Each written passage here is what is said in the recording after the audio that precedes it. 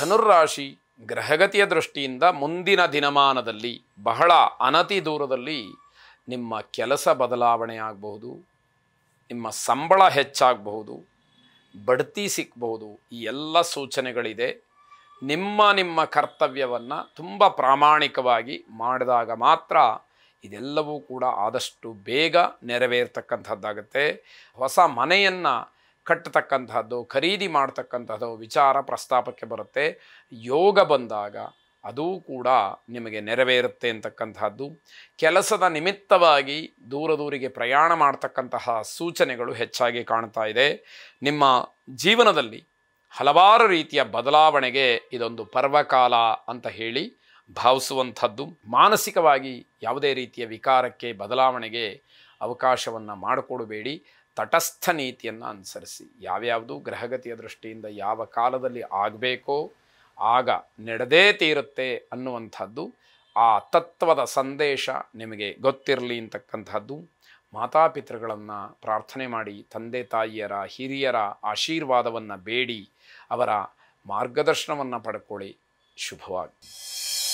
ಮಕರ ರಾಶಿ, ನನ್ನ ಜೀವನದಲ್ಲೂ ಕೂಡ ನಗು, ಹಾಸ್ಯ, ಸಂತೋಷ ಎಲ್ಲ ಇರಬೇಕು ಅಂತ ಹೇಳಿ ಅಪೇಕ್ಷೆ ಪಡ್ತೀರಿ. ಆದರೆ ಗ್ರಹಗತಿಯ ಫಲವೋ ಅಥವಾ ನಿಮ್ಮ ದುರಾದೃಷ್ಟವೋ ಅದ್ಯಾವುದಕ್ಕೂ ಕೂಡ ನಿಮಗೆ ಅವಕಾಶಗಳೇ ಆಗದೇ ಇರತಕ್ಕಂಥದ್ದು. ಕೃಷ್ಣನ ಆರಾಧನೆಯಿಂದ, ಕೃಷ್ಣನ ಪ್ರಾರ್ಥನೆಯಿಂದ ಶುಭ ಯೋಗ ಲಭಿಸ್ತಕ್ಕಂತಹ ಸಾಧ್ಯತೆ.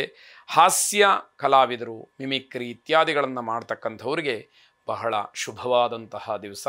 ನಿಮಗೆ ಉತ್ತಮವಾದಂತಹ ಗೌರವ, ಲಾಭ ಇತ್ಯಾದಿಗಳು ದೊರೆಯುವಂಥದ್ದಾಗತ್ತೆ. ಬಂಧುಗಳು ಮನೆಗೆ ಆಗಮಿಸ್ತಾರೆ. ಅವಾಗಲೂ ಕೂಡ ಒಂದಷ್ಟು ಸಂತೋಷವಾಗುತ್ತೆ. ನಿಮ್ಮ ಸಾಧನೆಯನ್ನು ಅಥವಾ ನಿಮ್ಮ ಉದ್ದೇಶಗಳನ್ನು, ಯೋಜನೆಗಳನ್ನು ಅವರ ಜೊತೆಯಲ್ಲಿ ಹಂಚಿಕೊಳ್ಳುವಂಥದ್ದು, ಹೇಳುವಂಥದ್ದು ಇವೆಲ್ಲವೂ ಕೂಡ ನಿಮಗೆ ಖುಷಿಯನ್ನು ಕೊಡುತ್ತೆ. ಗಂಡ ಹೆಂಡತಿಯರ ಮಧ್ಯದಲ್ಲಿ ಮಾತ್ರ ಮನಸ್ತಾಪಕ್ಕೆ ಅವಕಾಶಗಳಾಗುತ್ತೆ. ಸಣ್ಣ ಪುಟ್ಟ ವಿಚಾರಗಳಲ್ಲಿ ಭಿನ್ನಾಭಿಪ್ರಾಯ ಬರುತ್ತೆ. ಒಬ್ಬರ ಮಾತು ಒಬ್ಬರಿಗೆ ಅರ್ಥ ಆಗದಲೇ ಅಥವಾ ಒಬ್ಬರ ಮಾತು ಒಬ್ಬರಿಗೆ ರುಚಿಸದಲೇ ಜಗಳಕ್ಕೆ ಅವಕಾಶಗಳಾಗತ್ತೆ ಅಂತ ಅರ್ಥ. ನಂದೀಶ್ವರನನ್ನು ಪ್ರಾರ್ಥನೆ ಮಾಡಿ. ಶುಭವಾಗಿ. ಕುಂಭರಾಶಿ, ಸ್ವಂತ ಮನೆಯನ್ನು ಕಟ್ಟುವ ಅಥವಾ ಕೊಂಡುಕೊಳ್ಳತಕ್ಕಂತಹ ವಿಚಾರ ಮುನ್ನೆಲೆಗೆ ಬರುತ್ತೆ, ಚರ್ಚೆಯಾಗತ್ತೆ. ಸರಿಯಾದಂತಹ ತೀರ್ಮಾನ ಮಾತ್ರ ಆಗದೇ ಇರತಕ್ಕಂಥದ್ದು. ಇದನ್ನು ಮುಂದಿನ ದಿನಮಾನದಲ್ಲಿ ಸರಿಪಡಿಸ್ಕೊಳ್ಳೋದಕ್ಕೆ ಅವಕಾಶ ಇದೆ. ಮಧ್ಯಾಹ್ನದ ವೇಳೆಗೆ ಮನೆಯ ವಿಚಾರವಾಗಿ ಶುಭ ಸೂಚನೆ ಬರುತ್ತೆ. ಆದರೂ ಕೂಡ ಸಮಾಧಾನ ಇಲ್ಲದೆ ಸರಿಯಾಗಿ ಉತ್ತರವನ್ನು ನೀಡದೇ ಇರತಕ್ಕಂಥದ್ದಾಗಬಹುದು. ತುಂಬ ಸಂತೋಷದ ವಾತಾವರಣ ಇರತಕ್ಕಂತಹ ದಿವಸ ಇದು. ಆರೋಗ್ಯದಲ್ಲಿ ಸಣ್ಣ ಪುಟ್ಟ ವ್ಯತ್ಯಾಸಗಳು ಆಗ್ತಕ್ಕಂತಹ ಎಚ್ಚರಿಕೆ. ಬಾಡಿಗೆ ಮನೆಯಲ್ಲಿರ್ತಕ್ಕಂಥವ್ರಿಗೆ ಶುಭ ಸುದ್ದಿ. ನಮಗೂ ಕೂಡ ಅನುಕೂಲವಾಗ್ತಕ್ಕಂತಹ ಸಮಯ ಬಂತು ಅನ್ನುವಷ್ಟರ ಮಟ್ಟಿಗೆ ಅನುಭವ ಆಗುವಂಥದ್ದು. ವಿಶೇಷವಾಗಿ ಭೂದೇವಿಯನ್ನು, ವರಾಹಸ್ವಾಮಿಯನ್ನು ಪ್ರಾರ್ಥನೆ ಮಾಡಿ. ಶುಭವಾಗಿ. ಕೊನೆಯದಾಗಿ ಮೀನರಾಶಿ, ಯಾವುದೇ ರೀತಿಯ ಕೆಲಸಗಳನ್ನು ಮಾಡೋದಕ್ಕೆ ಈ ದಿವಸ ಮನಸ್ಸಿರೋದಿಲ್ಲ. ಆದರೂ ಕೆಲವು ಕೆಲಸಗಳು ಅನಿವಾರ್ಯ, ಮಾಡಲೇಬೇಕು. ಬಲವಂತಕ್ಕಾಗಲಿ ಒತ್ತಡದ ಮೇರೆಗೆ ಆಗಲಿ ಕೆಲಸವನ್ನು ಮಾಡಿ ಮುಗಿಸಲೇಬೇಕಾದಂಥದ್ದು. ಆಲಸ್ಯ, ಸೋಮಾರಿತನ ಕಾಡಬಹುದು. ಈ ಆಲಸ್ಯ ಅಂತಕ್ಕಂಥದ್ದು ಮನುಷ್ಯನಿಗೆ ಅವನ ಶರೀರದಲ್ಲಿರ್ತಕ್ಕಂತಹ ದೊಡ್ಡ ಶತ್ರು. ಆಲಸ್ಯಂ ಹಿ ಮನುಷ್ಯಾಣಾಂ ಶರೀರಸ್ಥೋ ಮಹಾನ್ ರಿಪುಹು ಅಂತ ಹೇಳಿ ಸುಭಾಷಿತಕಾರರು ಹೇಳ್ತಾರೆ. ಆ ಆಲಸ್ಯವನ್ನು, ಜಾಡ್ಯವನ್ನು, ಸೋಮಾರಿತನವನ್ನು ದೂರ ಮಾಡ್ಕೊಳ್ಳೋದಲ್ಲೇ ಹೋಗ್ಬಿಟ್ರೆ ಇಡೀ ದಿನ ಹಾಳಾಗ್ತಕ್ಕಂಥದ್ದಾಗುತ್ತೆ.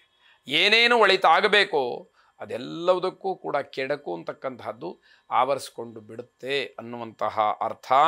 ನಿಮ್ಮ ಕೆಲಸ ಕಾರ್ಯದಲ್ಲಿ ಮಾತ್ರ ಯಾವುದೇ ಕಾರಣಕ್ಕೂ ಆಲಸ್ಯವನ್ನು ತೋರಿಸಬೇಡಿ. ಯಾವಾಗ ನೀವು ಚುರುಕುತನದಿಂದ ಇರ್ತೀರೋ ಅಥವಾ ಉತ್ಸಾಹದಿಂದ ಇದ್ದು ನಿಮ್ಮ ಕೆಲಸವನ್ನು ಮಾಡ್ಕೊಳ್ತೀರೋ ಅದರಿಂದ ನಿಮಗನುಕೂಲವೇ ಹೊರತು ಬೇರೆ ಯಾರಿಗೂ ಅದರಿಂದ ಲಾಭ ಇಲ್ಲ ಅನ್ನುವಂಥದ್ದು. ಸಾಯಂಕಾಲದ ವೇಳೆಗೆ ಅನಿರೀಕ್ಷಿತವಾಗಿ ಹಣ ನಿಮ್ಮ ಕೈ ಸೇರುವಂಥದ್ದಿದೆ. ಯಾವುದೋ ಕೀಟವೋ ಅಥವಾ ಇನ್ಯಾವುದೋ ಒಂದು ಪ್ರಾಣಿಯೋ ಏನೋ ಕಚ್ಚಿ ನಿಮಗೆ ಅಲರ್ಜಿ ಆಗ್ತಕ್ಕಂಥದ್ದು, ಚರ್ಮಕ್ಕೆ ಸಂಬಂಧಪಟ್ಟಂತಹ ಸಮಸ್ಯೆ ಆಗ್ತಕ್ಕಂಥದ್ದಾಗತ್ತೆ. ಎಚ್ಚರಿಕೆ ಇರಲಿ. ಪಂಚಮುಖಿ ಆಂಜನೇಯನನ್ನು ವಿಶೇಷವಾಗಿ ಪ್ರಾರ್ಥನೆ ಮಾಡಿ. ಶುಭವಾಗಿ.